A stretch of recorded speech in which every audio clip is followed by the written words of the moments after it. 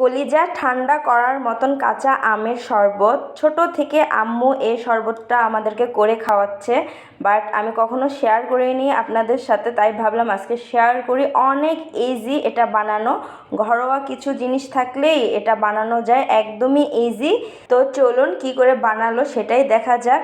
আসসালামু আলাইকুম, সবাই কেমন আছেন? আলহামদুলিল্লাহ, আমিও আপনাদের দোয়ায় ভালো আছি। তো ফার্স্টে একটা আম কুচি করে কেটে নিয়েছে ভাবি, তারপর 3-4টা কাঁচামরিচ দিয়ে নিয়েছে, তারপর হচ্ছে বিট লবণের গুঁড়া আর হচ্ছে গোলমরিচের গুঁড়া দিয়ে নিল।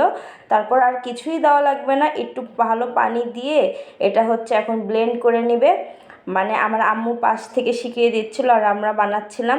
একদমই ইজি এই কাঁচা আমের শরবতটা। আমি কারো ভিডিও দেখে করছি না, মানে আমার আম্মু যেভাবে বানায় সেভাবেই আমি করেছি। তো এখন হচ্ছে আম যে গ্রেট করে রেখেছিল তার ভিতর হচ্ছে 1 বোতল ঠান্ডা পানি দিয়ে নিলাম। আর এদিকে হচ্ছে আমি ডেকোরেশন করে নিচ্ছিলাম মগের, মানে মগটা আমি ধুয়ে নিয়েছি। তারপর হচ্ছে মরিচের গুঁড়া আর লবণ দিয়ে আমি একটা মিক্স করে রেখেছিলাম মশলা, সেটাতে আমি সুন্দর করে লাগিয়ে নিয়েছি। এটা শুধু ডেকোরেশনের জন্য করেছি, এটা অপশনাল, আপনারা করলেও হবে না করলেও হবে।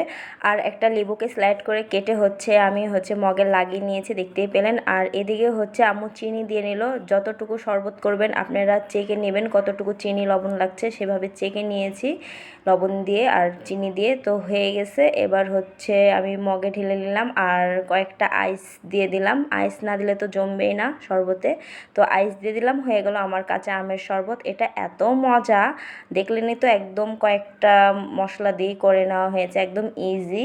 আপনারা চাইলে ট্রাই করতে পারেন, অনেক কিন্তু মজা, একদম জান ঠান্ডা করে দেয়, কলিজা ঠান্ডা করে দেয় এই শরবতটা। আমি তো জানটা ভরে খাইছি আজকে, এমনিতেই অনেক গরম ছিল, তার ভিতর হচ্ছে এই ঠান্ডা ঠান্ডা আমের শরবত আর কি লাগে। তো ভিডিওটা আজকের এই পর্যন্তই, আপনারা অবশ্যই ট্রাই করবেন। ভিডিওটা ভালো লাগলে লাইক ফলো শেয়ার করে দেবেন, আমার ইউটিউব চ্যানেলটাকে সাবস্ক্রাইব করে দেবেন। ততক্ষণের জন্য সবাই ভালো থাকুন, সুস্থ থাকুন, আল্লাহ হাফেজ।